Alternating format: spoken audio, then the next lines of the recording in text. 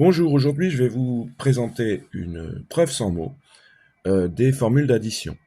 Donc on part d'un triangle rectangle d'hypoténuse 1, un angle A, le côté adjacent, eh bien c'est cosinus A divisé par l'hypoténuse, donc cosinus A puisque l'hypoténuse vaut 1, et le côté opposé c'est sinus A. C'est une figure clé qu'il faut connaître. À ce triangle rectangle, je lui adjoins sur un autre triangle rectangle d'hypoténuse, eh bien ce côté-là, donc cosinus de A. L'angle B, et donc le côté adjacent, c'est l'hypoténuse fois le cosinus. Donc le cosinus de A multiplié par le cosinus de B. Et le côté opposé, c'est l'hypoténuse fois le sinus de B. Donc cosinus de A fois sinus de B.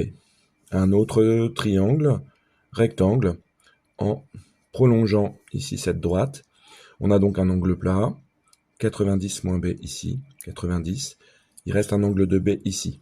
L'hypoténuse, c'est sinus A. Le côté adjacent, c'est sinus A, cosinus B. Le côté opposé, sinus A, sinus B. Cet angle-là fait A plus B.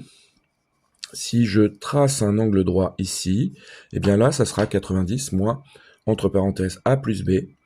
Ici, un angle de 90. L'angle qui reste, c'est A plus B. Donc ce triangle rectangle a pour angle A plus B, pour hypoténuse 1. Le côté adjacent à cet angle, c'est donc cosinus de A plus B. Le côté opposé à cet angle, c'est donc le sinus de A plus B. Si on regarde cette figure, on voit que ce côté-là, on a un rectangle, donc ce côté-là, sinus de A plus B, est égal à cosinus de A, sinus de B, plus sinus de A, cosinus de B.